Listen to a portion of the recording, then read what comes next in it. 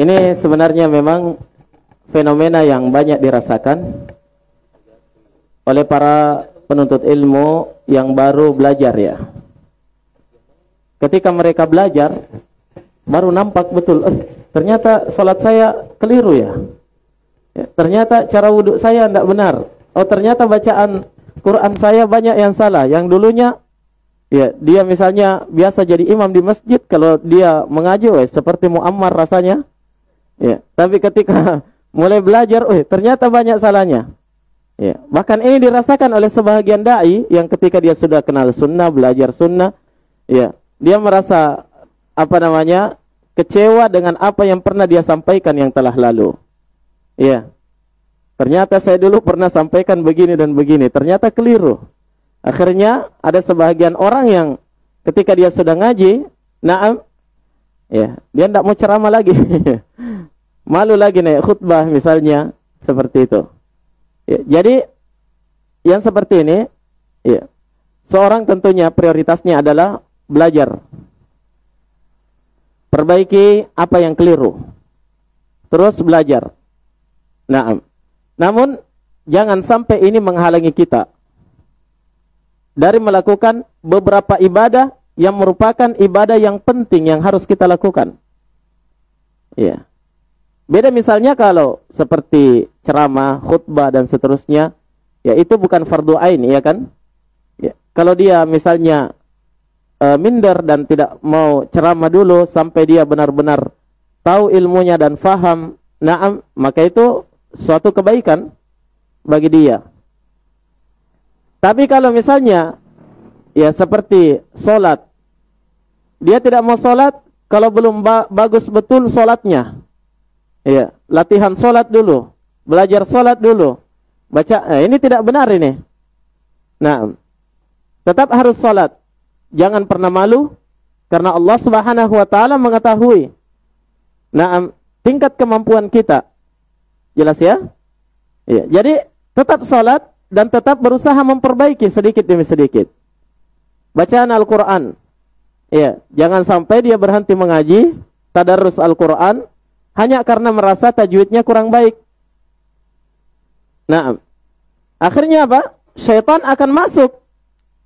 Ya, akan memperdayakan dia. Syaitan akan membisikkan, tidak benar itu tajwidmu, jangan mau mengaji.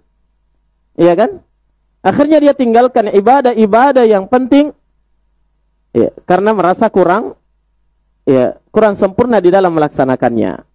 Ya, ingat yang harus dilakukan, tetap laksanakan ibadah tersebut sesuai dengan kadar keilmuan kita dan tetap berusaha memperbaiki dengan menuntut ilmu. Paham ya? Ya, seperti itu ikhwani fillah.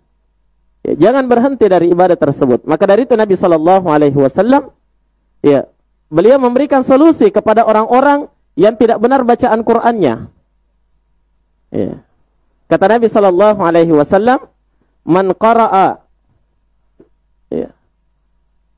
al-mahir bil Qur'an ma'as safaratil kiramil bararah.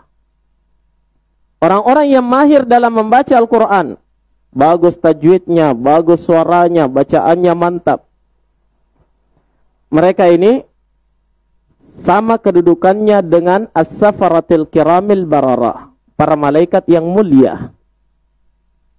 Ya.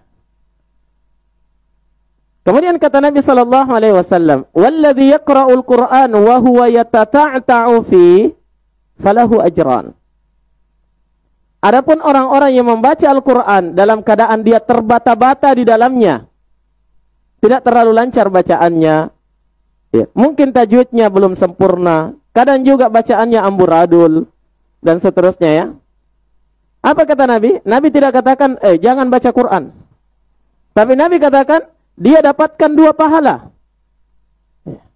Yang pertama, pahala bacaan Al-Qur'annya, yang tentunya setiap satu huruf mendapatkan berapa? 10 pahala. Yang kedua, pahala apa? Pahala usahanya membaca Al-Qur'an dalam keadaan sulit. Al-ajru ala qadril masyaqqah.